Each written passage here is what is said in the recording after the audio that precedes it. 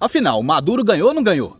Tem muita gente perguntando, porque eu fiz 2 posts ontem de madrugada acompanhando a apuração da eleição na Venezuela. E o primeiro vídeo que eu coloquei, o primeiro post que eu coloquei foi justamente falando que o Maduro perdeu de forma acachapante. Que mesmo atuando com todo o sistema, ele não conseguiu interferir nas eleições. E isso é verdade. E logo depois eu fiz um post falando que, obviamente, ele foi declarado vencedor pelo Conselho Nacional Eleitoral e agora reconhecido pela Suprema Corte do país. E aí o pessoal tá perguntando, ô Fred, dá a notícia certa, afinal ele ganhou ou não ganhou? Gente, a notícia é a mesma. Ele não ganhou, mas disse que ganhou. E aí quando você tem lá do seu lado o judiciário, a corte eleitoral, quando você tem o sistema militar inteiro, toda a elite militar, com generais que você nomeou, ué, ele vai falar que ganhou, pelo amor de Deus, véio. Ele podia ter perdido com 95% dos votos contra ele, que ele ia declarar no outro dia, no mesmo dia que ganhou. A questão é essa, pessoal. O comunismo, ele até pode entrar pelo voto, mas ele nunca sai pelo voto.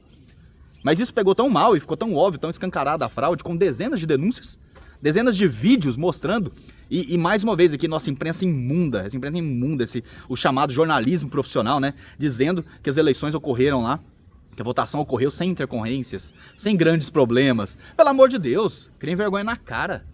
Tem um monte de vídeos mostrando os caras com fuzil, impedindo a entrada em local de votação, os caras roubando urna, os caras impedindo a verificação, os caras que eu falo, pessoal do Maduro. E aí vocês vêm falar que foi sem intercorrências? Que pegou tão mal, pessoal, pegou tão mal, que eu duvido que alguma democracia do mundo vai avalizar esse resultado. Claro, o governo brasileiro aí, apesar do Maduro ter atacado o nosso sistema eleitoral, apesar do Maduro ter prometido que ia fazer um banho de sangue, e ele é psicopata o suficiente para fazer isso, um banho de sangue contra o próprio povo, nosso governo nunca chamou ele de extremista, nunca chamou ele de golpista, de antidemocrático.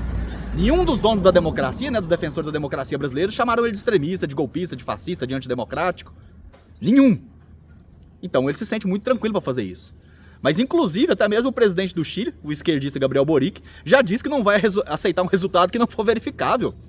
Porque todo mundo viu o que o Maduro fez. Todo mundo entendeu o que o Maduro fez. E aí? Como que a gente vai se posicionar nisso? O governo brasileiro, o regime petista brasileiro, já tem mais ou menos uma noção, dado o histórico, de como eles vão se posicionar. Mas o restante do mundo que se preocupa com o povo, com a vontade do povo, e viu que o que o Maduro fez lá foi justamente destruir a vontade do povo, não vai aceitar isso. Não vai aceitar isso. Então quem tá me perguntando, Fred, você falou numa que ele ganhou, você falou em uma que ele perdeu, que a oposição ganhou, e na outra você falou que ele se declarou vencedor. Ué, ele vai se declarar vencedor de qualquer forma. Ele é um comunista, ele é uma pessoa de extrema esquerda. O voto para ele é mero detalhe. É mero detalhe. O voto para ele é uma mera fantasia democrática que ele coloca na ditadura dele. Uma mera maquiagem democrática que ele coloca na ditadura dele. Então ele vai falar que ganhou de qualquer jeito. Mas não ganhou, e isso ficou tão óbvio que até governos de esquerda estão criticando ele por isso. E agora o que o Brasil deveria fazer é apoiar o povo da Venezuela.